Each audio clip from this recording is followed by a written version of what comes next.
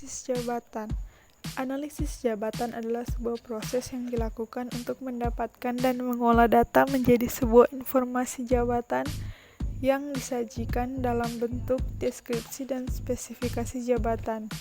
Tugas dan tanggung jawab seorang analisis jabatan adalah untuk menentukan kemampuan, tugas dan tanggung jawab yang dibutuhkan untuk menyelesaikan sebuah pekerjaan. Hal ini juga dilihat dari kondisi lingkungan kerja dan tujuan analisis jabatan. Hal utama yang menjadi tujuan analisis jabatan adalah untuk menemukan dan menentukan kemampuan dan keahlian seseorang yang dibutuhkan untuk setiap posisi yang berbeda di sebuah perusahaan. Selengkapnya tentang tujuan analisis jabatan yaitu yang pertama proses rekrutmen dan seleksi karyawan. Hal yang dilihat oleh seorang analisis jabatan adalah latar belakang pendidikan, pengalaman kerja, hingga kemampuan lainnya yang dibutuhkan oleh perusahaan. Yang kedua, melakukan analisis terkait performa karyawan. Hasil dari analisis inilah yang akan menjadi dasar untuk menentukan standar performa kerja, kriteria evaluasi, dan output dari setiap individu karyawan. Yang ketiga, pelatihan dan pengembangan karyawan. Hal yang dilakukan oleh seorang analis jabatan adalah memberikan nilai saat program pelatihan dan pengembangan karyawan berlangsung. Yang keempat, menentukan kompensasi karyawan. Tujuannya adalah untuk membimbing HRD ketika merumuskan atau menentukan gaji seorang karyawan. Tidak hanya gaji pokok saja, tetapi juga dengan tunjangan lainnya sesuai dengan kebijakan perusahaan. Yang kelima, merancang pekerjaan. Seorang analis jabatan harus bisa merancang sebuah pekerjaan yang bisa memberikan hasil terbaik dengan upaya yang minim. Berikut manfaat analisis jabatan. Yang pertama yaitu mengenali kemampuan dan tugas yang diperlukan. Yang kedua, membuat metode evaluasi yang tepat.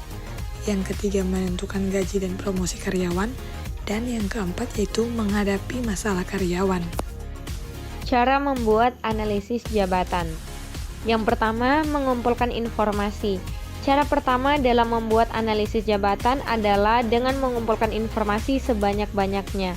Kedua, lakukan perbandingan dengan perusahaan lain. Posisi jabatan yang dibutuhkan memiliki nama yang sama tetapi dengan deskripsi pekerjaan yang berbeda. Ketiga, fokus akan kebutuhan perusahaan.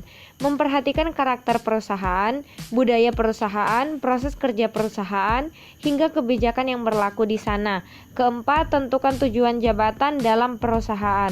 Memperhatikan seberapa penting jabatan tersebut ada untuk perusahaan, bagaimana alur kerjanya, di mana posisinya, hingga kontribusi apa yang bisa diberikan untuk perusahaan. Kelima, menyesuaikan spesifikasi jabatan.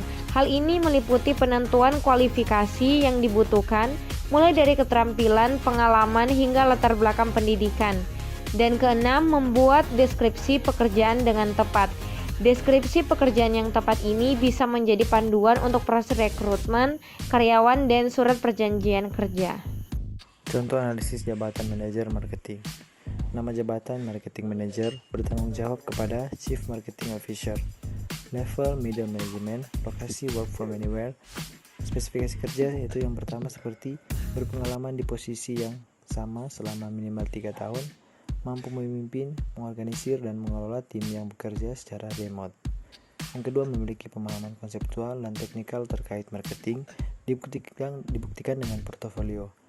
Berikutnya, memiliki pemahaman tentang strategi outbound dan inbound, marketing tradisional dan digital marketing. Berikutnya adalah memiliki kemampuan komunikasi, persuasi dan negosiasi yang baik. Mampu membuat presentasi dan menyampaikannya ke jajaran chief.